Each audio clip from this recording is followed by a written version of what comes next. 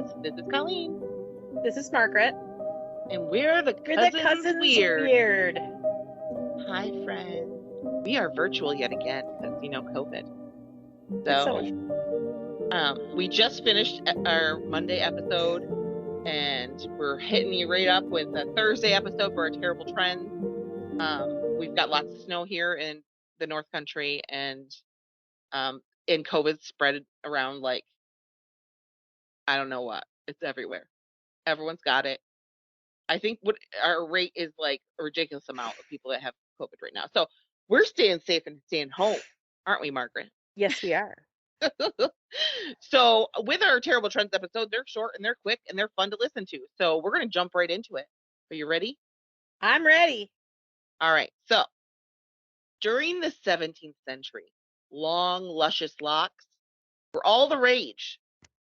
They were a symbol of nobility and your status in life. All the rich people, men and women, had long, glorious hair. It was wonderful. It was how you decided to see who was a working class or who was, rich and sat around and didn't do anything. You had long, luscious hair. But syphilis started to spread throughout Europe. And I didn't know this. Yeah, syphilis. Did you know that syphilis, when it first started, like spreading through Europe, more people were affected by that than the Black Plague. More people had syphilis than the plague. Oh my God. It was something. All right.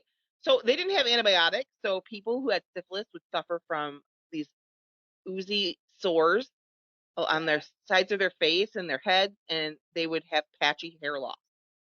So needless to say, the aristocrats couldn't handle having hair loss if long, luscious locks are what you needed to be, rich and high nobility. Like you had to have luscious locks. Also made you crazy too, so that's always it did. Dementia, all sorts of stuff. And also people started shaving their heads too at this time because there was a big, lice was a problem back then. And people's hair would be so disgustingly littered with louse that they decided, well, we'll just shave our heads and we'll just throw a wig on, right? Because first of all, we can't have bald spots from our syphilis, and now we got lice. Just get rid of the hair. So, and if they didn't do that, they would look like a peasant who's working the field, and we can't have that when we're aristocrats. So wigs became popular, and they expect for people that had to shave their heads and stuff. But when Louis XIV started wearing one, he was the king of France at the time. And they think most likely he had to wear one because he had syphilis himself. It really started to take fire in France. They were like, oh, the royals are wearing wigs. They all got to wear wigs. And then a couple of years later, his cousin Charles II, the King of England, started wearing a wig because he started going gray at a young age and didn't want to look older than he was. And he even hired a royal wig maker to come and make his wigs for him. So with the royalty starting to wear it, not even people with syphilis or lice problems, all the nobility and aristocrats and courtiers wanted to be wearing a wig. That was the thing. And the bigger, the better. The bigger the hair, the higher the status. Like you had to have big hair back in this time. Men's wigs were called I don't know if I'm saying this right, a peruke, I think. Yeah, peruke. Or a periwig, as you probably have heard before. Yes. The peruke was very, very extravagant. It had curls that went down their back, over their shoulders, ringlets down their chest. If you see pictures of it, they always look super fancy. They're fancy men with their little shoes and their little. It's like the Three Musketeers. Yes, very much like that. Yes. And they were heavy. They had lots of hair. They were real hair too, weren't they? Yes, they were heavy. They were uncomfortable, and they were expensive. The most impressive versions of them would have up to 10 heads of hair on it. Oh my 10 God. heads of hair. And the expensive and the people that were really rich and the expensive ones were made of human hair. There was even because they were so popular, there was a wig guild that started where like they made up rules Inexpensive wigs were made from like horses or ox or goat hair, but the guild didn't Oh. like it when you made them from that. And even the people, like they didn't human hair, they were like, we can't have dead person hair, we can't have criminals or prostitutes. And I'm not really Oh sure. my I tried to God. I tried to figure out like, okay, where did your hair come from? But I was reading the comments in some of the articles I read, and that Native Americans were actually scalped during that time. And that's why Native Americans started scalping the British, because the Brits did that first, like took their hair and brought it back for wigs. Yeah, I I don't actually know. read that too. I'm pretty sure that's probably right.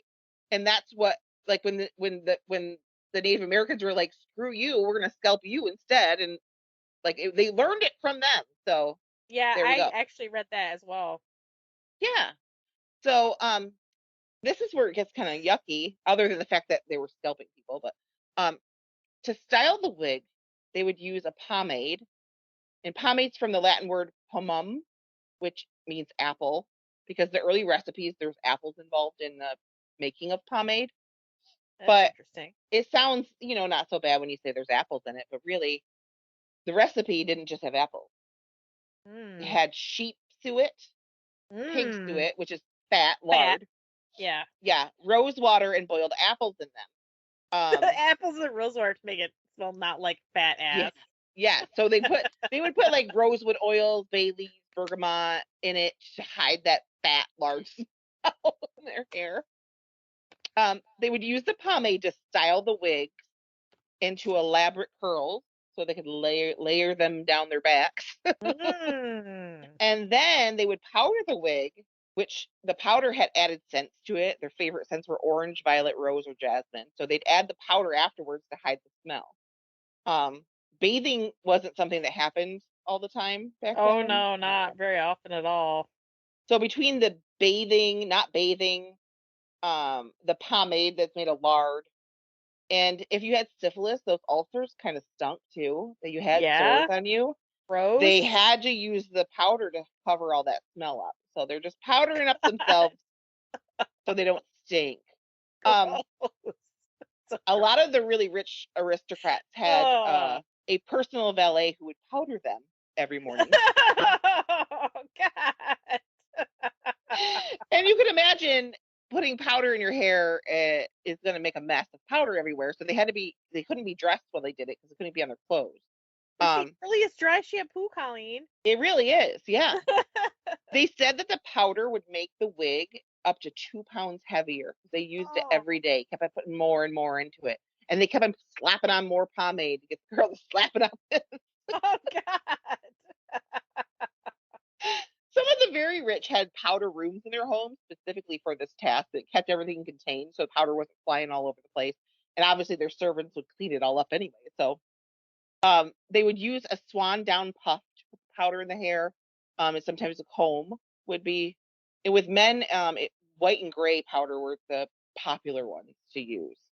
Um, so uh, when, oh yeah, women, they didn't actually use full on wigs. They used extensions and their own hair.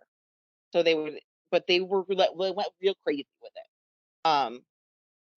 They would be very ornate, putting jewels and ornaments on the top and sides and plumes in through their hair. Like they really went all out. Like some of them were in the shape of a ship. Like they went Yes. crazy with these Yeah, they had styles. Like bird. They would have bird cages in their bird, hair with yeah, birds in them. yes, all sorts of crazy crap was going on. And they like to use, the gray and white were still very popular, but there was also blue, lavender, pink, and even red powder, which the red powder surprised me because originally when wigs, first started wearing wigs before syphilis and everything, it was for people that had red hair because you didn't want anyone to know it. So, but they started using red powder, which is interesting to me. Hmm. Um, their hairstyles would get big. They were huge. They were gigantic hair. And to the point where they could, when they rode in a carriage, they either have to bend straight forward and like like bent over, or they'd have to stick their hair out the carriage window right down the street. That's awesome. And the same when it came to the men and the women, like it took so long to get their hair to be the way they wanted it. Um, it wouldn't, they wouldn't touch it for weeks. They would keep that same hairstyle for weeks. Um, So they'd have to sleep in like the men could take their wigs off, women didn't wear wigs, so they had to sleep in like weird positions because of their hair. Oh my God. And even they had to adjust the entryways in some homes to fit the hair, like to get into them, so they didn't have to bend over. Um, they also would get really itchy heads, so they'd have to have a head itching stick nearby to scratch. A head itching stick. That's great. So the wigs, because they just kept adding pomade and powder to them to make them stay where they are, and it took so long for the hairstyles. Like I said, weeks on end, they would have the same hairstyle.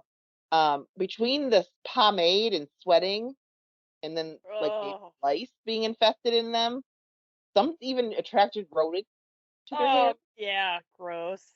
And I read one thing that said that some women had a cage to put around their hair so the rats couldn't get right.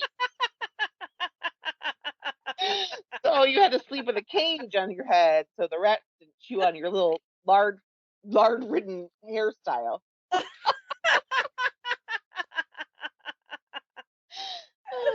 Oh my God. The wigs and extensions, because they're so ornate and so heavy and so difficult to manage, they almost impossible to care for at their home. So they would have the styles done and then just repowder at home. But when they got really lice ridden, which happened often, they fleas would get in their lice, and lice was a problem then. They thought, well, shave our head, we'll use a wig. Well, the wig they can throw into boiling water. So they would send the wig back to the wig maker. He would boil it and come back and style it again for you, and then you're good for a few weeks. And that's how they dealt with it. They just boiled the wig. Um, Cheap wigs cost like 25 shillings, which was like the average pay for a week then for like a working class person. So the elite didn't care. Like the nobles, they would cost spend up to 800 shillings on theirs. And this is and the bigger the hair, the more expensive it was.